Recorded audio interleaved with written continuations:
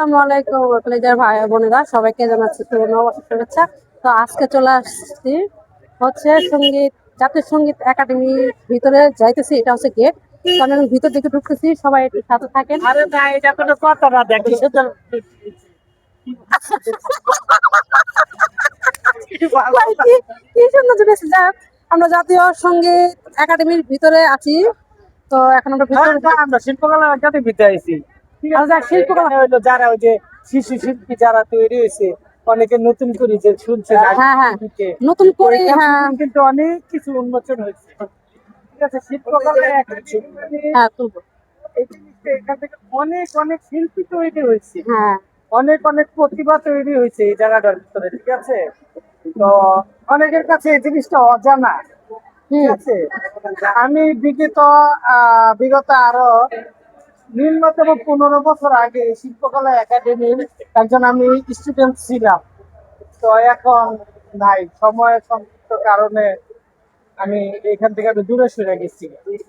এই আর কি, তো বন্যা খুব কিছু হইতে পারে। হ্যাঁ হ্যাঁ, তো যাই হোক, শিল্পকলা একাডেমির ভিতরে আমরা এখন আছি। তো আমি কখনো শিল্পকলা একাডেমিতে আসি নাই, বাট আসার খুব ইচ্ছা ছিল। সেই ইচ্ছাটা আমার পূরণ হয়ে গেছে আজকে। তো দেখেন কত ভিতরে। হ্যাঁ হ্যাঁ ক্যারেটার সামনে এই তো এটা হচ্ছে ভিতরের সাইড। শিল্পকলা একাডেমির ভিতরের সাইড, সবাই অনেকেই চলে আসছে সবাই। আর এখানে সবাই কিন্তু বৈশাখীর সাথে চলে আসছে। ঠিক আছে, তো এখানে এই দিকটায় অনেকে ছবি তুলতেছে।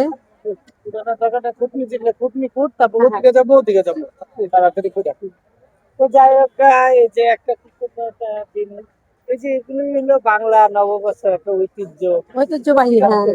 তারপরে ওই সাইডে দেখেন একটা গামছা দেওয়া। ঠিক আছে, আচ্ছা, এই পাশটা আসি। হ্যাঁ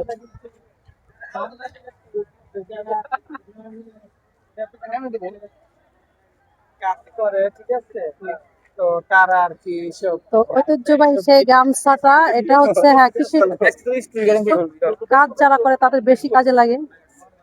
তো আচ্ছা আচ্ছা। যাই হোক, আরেকটা জিনিস আমার গ্রাম ভাষায় বলে সালা